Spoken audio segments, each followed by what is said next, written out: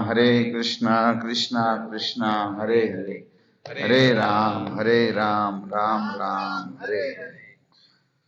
तो महाराज जी कह रहे 5 मिनट बाकी है, तो कुछ भगवान श्री राम के जन्म के बारे में कुछ बताइए।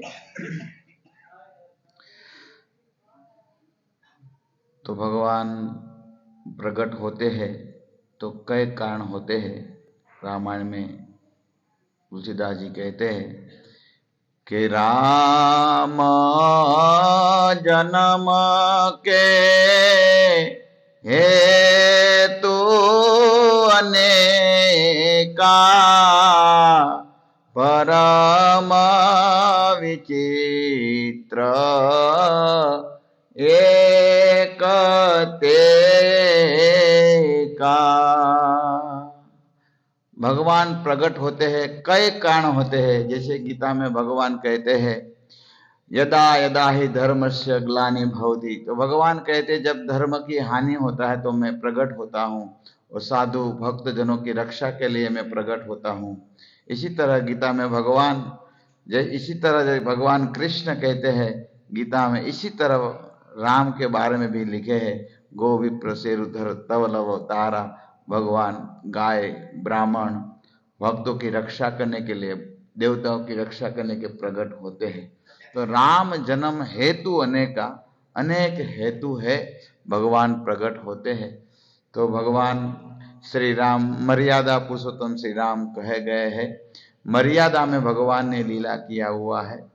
इसलिए अवधपुरी में सुंदर भगवान श्री राम का अभी 22 जनवरी को बड़ा मंदिर का ओपनिंग हो रहा है, उद्घाटन हो रहा है। भगवान श्री राम इस मंदिर में विराजमान होंगे। तो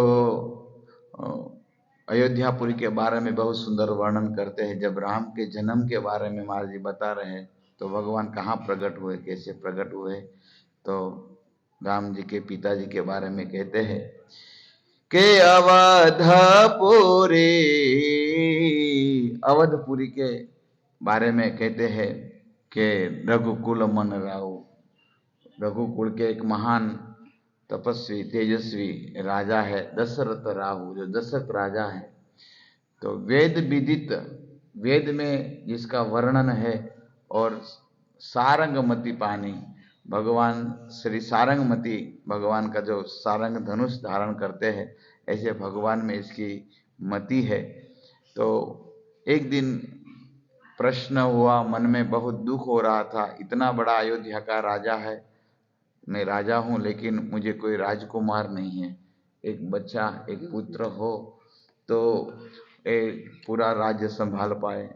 तब मन में ग्लानि थी, तो गुरु के पास गए, गुरु गृह गए तुरंत महिपाला। महिपाला अर्थात मही मतलब पृथ्वी, पृथ्वी का जो पालनहार, जो प्रजा को पालन करते हैं, ऐसे महिपाल दशरथ राजा गुरु के पास गए, और गुरु के पास जाके कहते हैं, पहले तो गुरु को चरणों में प्रणाम किया, और प्रणाम कहने लगे मेरे मन में एक ग्लानि है, मुझे भय है, मुझे सुत ना है, मुझे सुत पुत्र नहीं है, तो आप कृपा करिए मुझे एक पुत्र हो। तब गुरुदेव वशिष्ठ जी बहुत प्रसन्न हो गए, कहे राजा को आप चिंता मत करिए, एक नहीं आपको 4 पुत्र होंगे, और त्रिभुवन में जिसका जय जयकार होगा ऐसे आपको 4 पुत्र होंगे। और फिर तो कथा बहुत सुंदर मिलती है। वशिष्ठ जी ने श्रृंगी ऋषि को बुलाया है, जो श्रृंगी ऋषि ऐसे तो दशरथ के दामाद ही है, शांता नाम की जो पुत्री थी इसके जो पति थे, तो इसको बुलाए हैं और आए हैं और सुंदर यज्ञ कराए है, पुत्र कामिष्ट यज्ञ करवाए हैं। और इस यज्ञ में चरु दिए, आहुति दी है, और अग्निदेव चरु लेके प्रकट हुए हैं। फिर दशरथ राजा ने एक जो चरु था वो चरु का 2 भाग किए। इसकी बड़ी जो रानी थी जिसका नाम था कौशल्या, और फिर दूसरी रानी थी जिसका नाम था कैकेयी, तो दोनों को पाठ करके दिए, और फिर वो दोनों रानी ने एक एक पाठ करके सुमित्रा को दिया। तो इसी तरह रामायण में वर्णन मिलते हैं। फिर बहुत सुंदर दिन आने वाले हैं। कहते चैत्र महीना आया है, मधु मास आया है, और मधु मास में भगवान अभिजीत सुंदर नक्षत्र है, ये नक्षत्र में प्रकट होने वाले हैं। नवमी तिथि मधुमास पुनीता, तो नवमी तिथि आई है, मधुमास महीना है और सुंदर नक्षत्र भी है। तो भगवान ने सोचा अभी मैं प्रकट हूँ। तो मध्य दिन में भगवान श्री राम चतुर्भुज में प्रकट हुए माता कौशल्या के सामने। तब कई कौशल्या माता प्रार्थना करने लगी, हे प्रभु आप छोटे हो जाए, शिशु लीला करिए।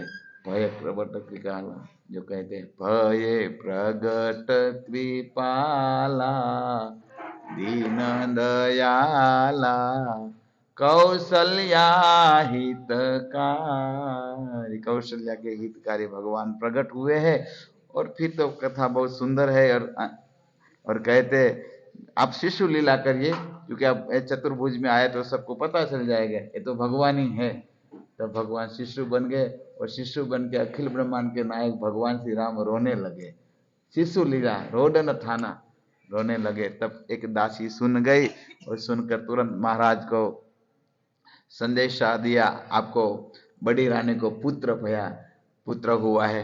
राजा दशरथ जी बहुत प्रसन्न हो गए। गले में सुंदर जो मणि की माला पहनी थी, वो माला इसको दिया भेंट में।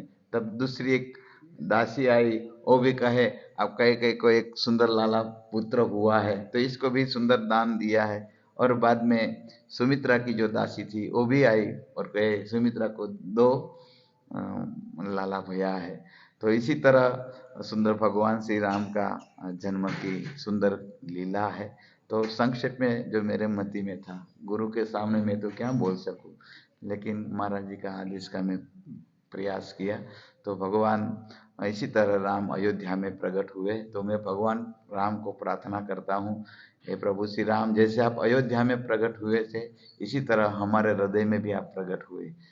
सिया रामचंद्र भगवान की जय।